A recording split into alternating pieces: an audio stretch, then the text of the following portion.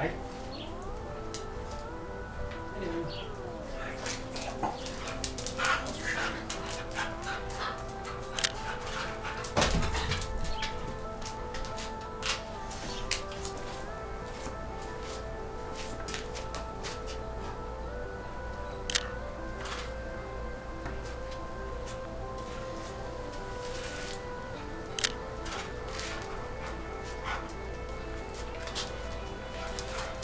In my recent exploration throughout film photography, I have noticed one thing.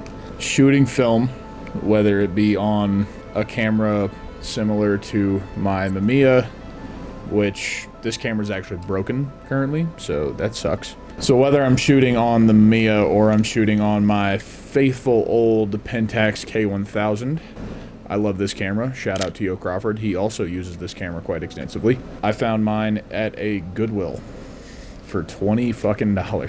I know a lot of photographers say that to like their wives when they pick up new gear, but my wife was actually with me and could attest the fact I only paid $20 for this, and it came with a giant zoom lens. I don't even remember, a 70-300. It's upstairs in my office somewhere. But I would actually adapt it to my Sony and try to take pictures with it. And if I could find those, I'll show them on screen. But the closest digital experience I can get to film is with this camera right here.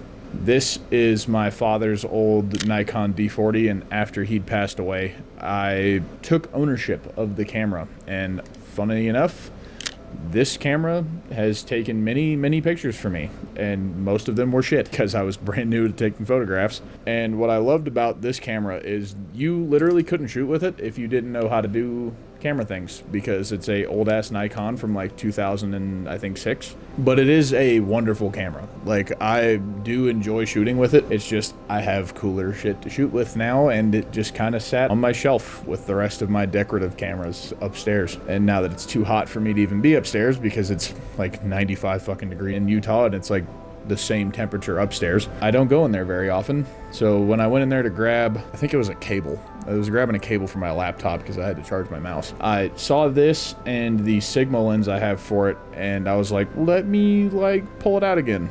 It's been a minute.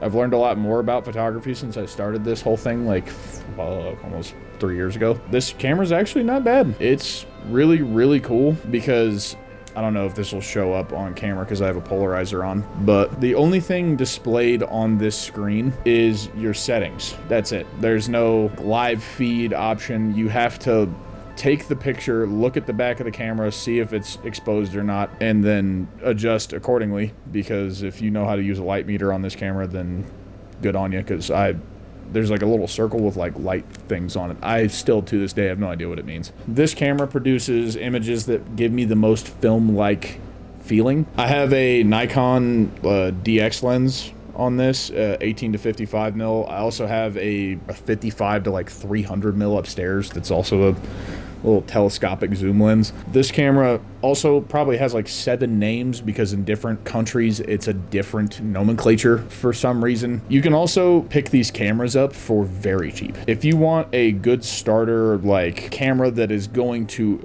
make you learn how to use it, this is the one. This camera, for me, was what got me to the point where I can now do what I do. Not a whole lot of features on this camera. There's a wheel up here that gives you the different modes. I have never put this in any other mode other than manual. You could put it in auto if you want. I'm sure the subject in this picture would be way too dark, but I'll just like, yeah, it's gonna flash. And then it gives you whatever the hell that is. It's such a neat camera. Plus, this camera is extremely sentimental to me because, as I mentioned before, this is my deceased father's camera, and it's what got me into shooting photography. I moved on to a Canon T6 that my mother-in-law actually gave me because she did real estate and she took her own real estate photos, so she was like, I have this camera, and I'm like, I'll happily use it. And then like a year later, I got the camera that you're currently filming me on, which is my Sony a7 III. I'm literally making this video just because I'm about to pack to get ready to leave this week to go to my sister's wedding. I believe the only 2 cameras I will take are the Sony that you're viewing me on and my Pentax K1000. This camera, unfortunately, doesn't have a video option.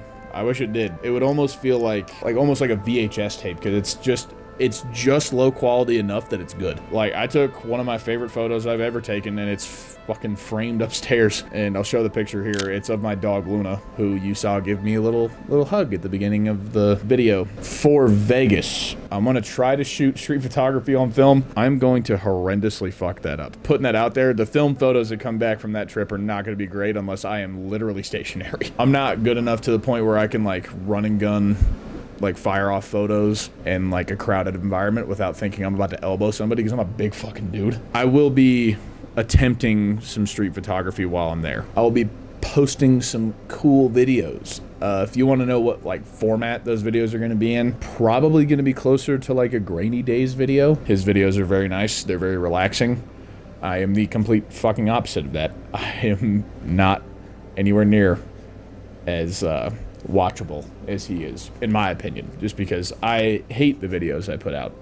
Always have. If you have any suggestions, by the way, for films that I should shoot while I'm in Vegas, I will be stopping by a camera shop beforehand to load up on a little bit more film. I have 3 Ilford HP5 rolls. I have 2 more Portra 400 rolls and some Fuji 400. I do want to try Kentmere 400 just because I like, not like less grainy, but finer grain, black and white, like more contrasty. I like that look a lot. And I want to try a couple more color films just because where I'm going is very green. So most of that I'll be shooting on Fuji just because A, it's cheap and it's like the only film I can find in the local stores where I live. If you have any suggestions for future videos you would like to see, like whether it be car shoots, whether it be portrait shoots, whether it be just street photography film up in like Salt Lake or something like that if I go up north, let me know in the comments.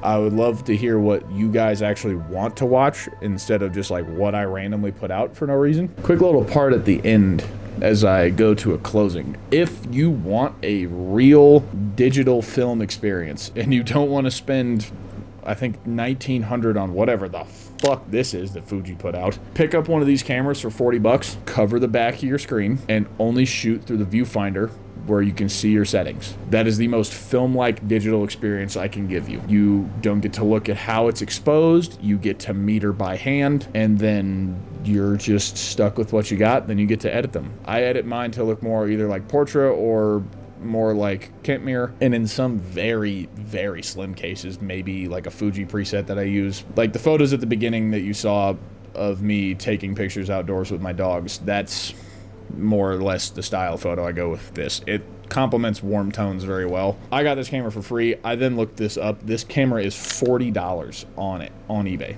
Like the last time I checked, which was like a year ago. If you do end up picking up one of these cameras, or you already have a camera that you believe is better for like the film look, but not really film, like an older digital DSLR type camera, leave it in the comments. And if you also want to, if you do a shoot with one of these cameras and your photos are pretty dope, share them on my Instagram or just tag me. I'll leave my Instagram up here for you to not click on. You can go to the description for my @ and then just copy and paste it into Instagram. I hope you guys enjoyed this video. If you did, leave a like, subscribe.